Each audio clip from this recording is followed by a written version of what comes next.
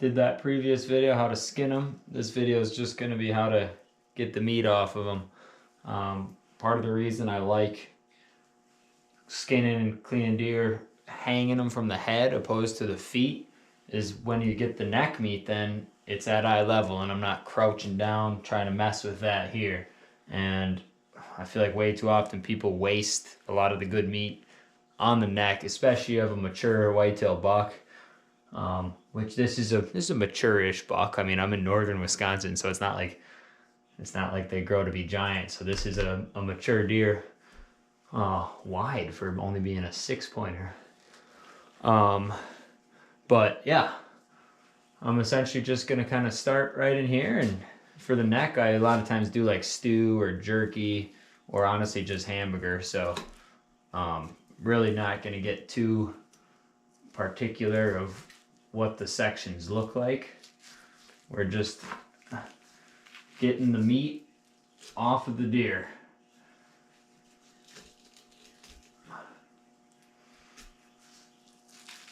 You can kind of see where some of it layers.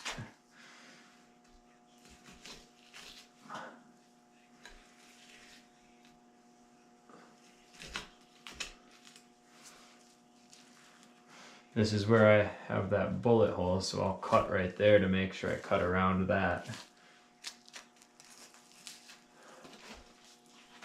And that's a big chunk of meat right there. Yeah, there's some fat in there, but that grinds right up into burger.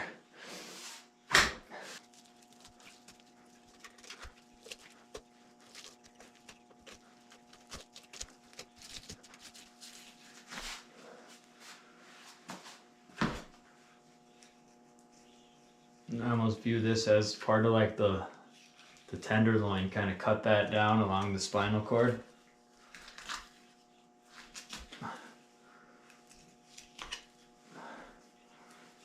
Get up there under the hair.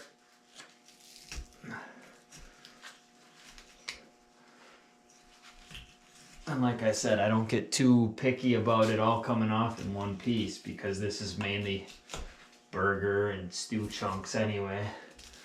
But you can see I can just kind of fillet that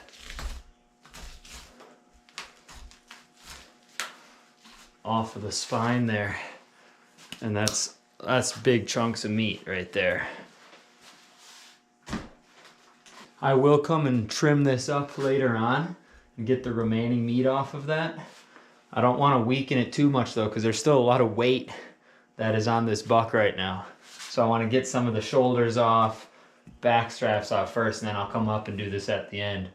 Actually, one time when I was younger, I had a buck neck like this, and I actually took a hacksaw and I like literally cut it from here to here, because all like in those vertebrae there's so much meat that's like in there, but you can't really get to it. And I actually brined it with a dry rub, and I put it on the smoker and it all like fell off the bone. I like ate it like corn on the cob, like I was just gnawing all the meat off of there. My wife was giving me a hard time. I mean, it was great. I think I turned out okay. I probably wouldn't recommend eating anything close to the spinal cord or like cooking the spinal cord, which is essentially what I did. But I mean, I don't know. It was kind of cool. Because there is a ton of meat that's all in this stuff that you just can't really get to fully. And like I said, I'll trim a lot more of it up, but I'm going to do that towards the end just to keep the strength of the spine there. But like just little strips, like nothing goes to waste whenever I harvest an animal. And that's part of why I'm making this video, is to just kind of show you how much meat there really is that doesn't always get utilized. As far as knives, I'm using this kalkal processing kit. They sent me this to check out. Really impressed with the quality of all the different knives. When I gutted them, I used the gut hook one. This saw worked really well, although the blade was sharp, but it was a pretty flimsy handle. Like, if I'm going to talk about it in the video, even though they sent it to me, I have to be honest, this part was extremely low quality. Like, it essentially bent as I was cutting with it because they didn't reinforce the metal all the way up here. But everything else is top notch. I'll link the product in the description for you guys if you want to check it out. Relatively inexpensive too, which is cool. I'm not sure what this one would be used for. Let me know if you have any ideas of what application this would serve. Maybe skinning it, kind of like, would be interesting. All right, let's get some of these quarters off. For this, I'm gonna just continue this cut right down along the spine. Eventually this will go all the way down to get the back straps, but I can get some of that later after I get this quarter. You'll see right here, these things you gotta kind of cut through this brisket a bit. I'm actually gonna do the other side now first, just because that's what I got here. But as soon as I cut in there, this is all just tissue. And this is gonna peel right away. You don't have to cut through any bone to cut the front shoulder off. Now here's where I shot the deer. So I should probably cut around that at least a little bit. Leave some of that bloody part that I shot up. But as you'll see, I'm gonna kind of trim some of this blood that was shot up. But there we go. There's the front quarter. Never had to even cut through any type of bone for the front quarter. Do the same thing to the other side. Obviously I started it here. I'm not gonna continue that for now. I'll just get the quarter off first. A longer blade is nice for this. I sometimes almost use like a fillet knife, and you can see right where that scapula kind of connects.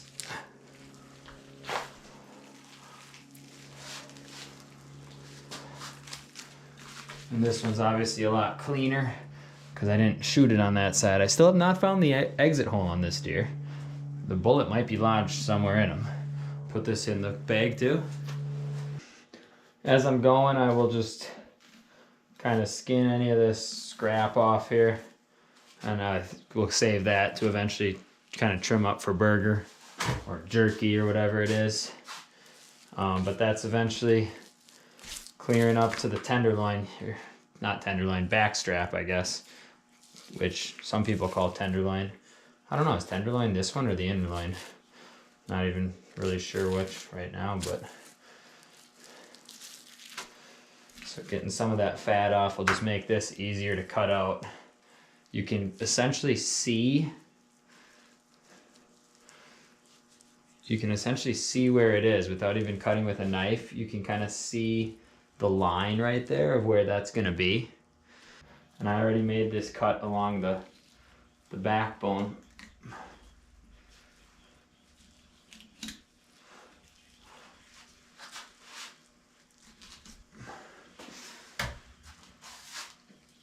So now I'm gonna get it started right here.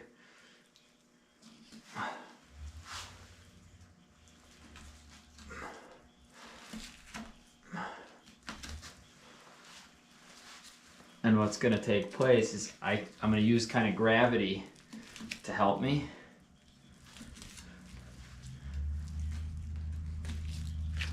And I'm just slowly working that down. You can kind of see how it's peeling right in there.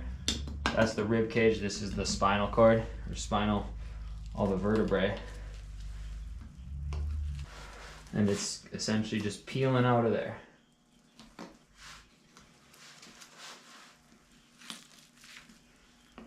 Once I get down to the bottom, there's our loins, baby. This right here is another example of a cut like that flank meat.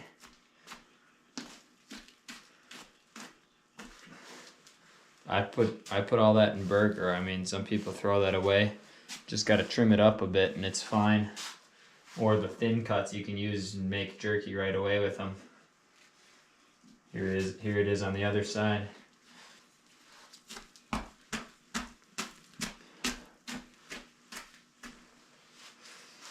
That would be a massive chunk of jerky right there. Honestly, it's thin enough. It's got a lot of fat on it though. Loin number 2.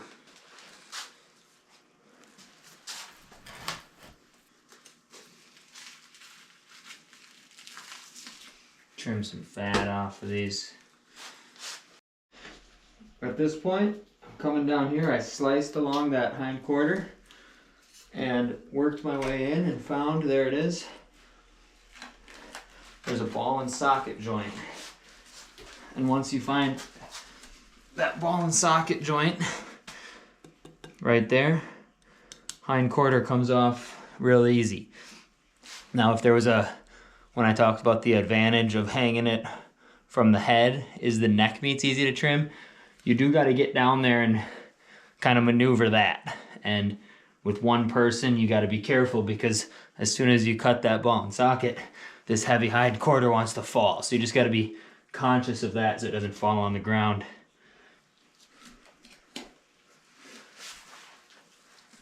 I like to kind of lift this up like so, and it peels away a little better.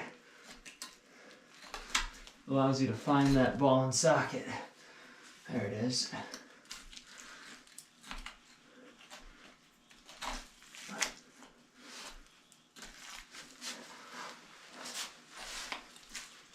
Oh boy.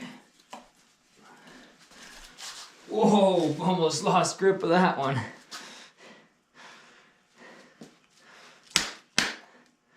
That's it. At this point, the main cuts of meat are gone. It's quarters, front quarters, hind quarters, loins.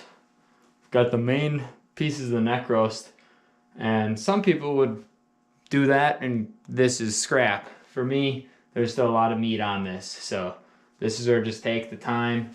Any little neck roast that you can cut off of there, you know, just that's burger. So just taking that time to do that. Sometimes look along the loin. I apparently could have gotten even closer there. So I'm gonna cut that a little better. Right, utilize all the animals. So just take the time to go through and get every little piece of scrap that's on there. I am really intrigued where this exit hole is. I have no idea. But yeah, that's pretty much it. I'm just gonna keep trimming this up. Look at even behind this, behind the nerve, the spinal cord, there's kind of a nerve there, and look at that big chunk of meat that hangs out right between the two. Obviously, I'm gonna wanna trim that up. It helps that I'm in an area where there's not CWD, so. And at this point, I really just care about getting it off of the deer. I'll cut the fat off and stuff inside.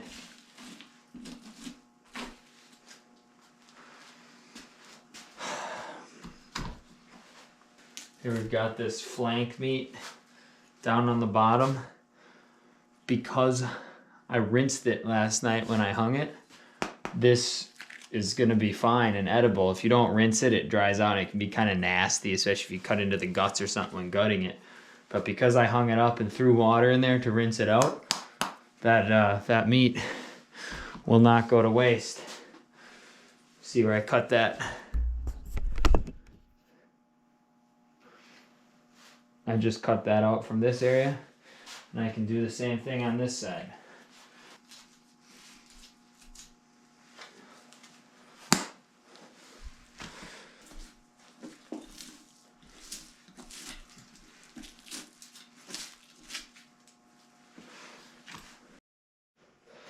Now I have seen guys take the ribs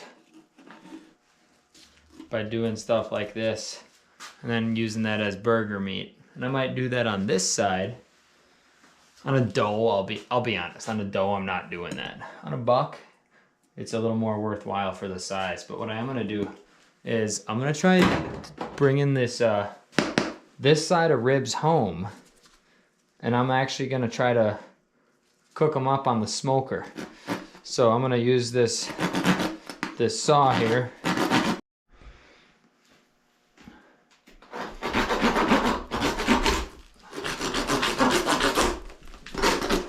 So I'm gonna essentially take this whole side of ribs off And what that's gonna do, right here, I'll be able to put a rub on that, put that in the smoker. I can almost fold this up essentially. I should have cut it a little, yeah, that'll work. And honestly, I'll leave the fat right off on there. Hopefully the fat cooks off. And those ribs, I'll lay on the smoker and kind of gnaw on those. Like I said, will I get a ton of meat off of it? Probably not, but that's a meal right there. Gnaw on those outside. With a good brine and barbecue sauce, it beats just throwing them away. So we'll see how that goes. Trying some deer ribs on the smoker. The other side's a little shot up, so I'm not gonna mess with that side. Hopefully this video helped you out to kind of have a step-by-step for cleaning a deer. I'm gonna still trim up a little bit more meat, just the little scraps here and there, but for the most part, that's it. Got the quarters, loins, neck roasts, and then all this scrap too, so. Thanks for watching. I feel like it's our responsibility as outdoorsmen and as hunters to utilize all of an animal, and hopefully this video helps you do that.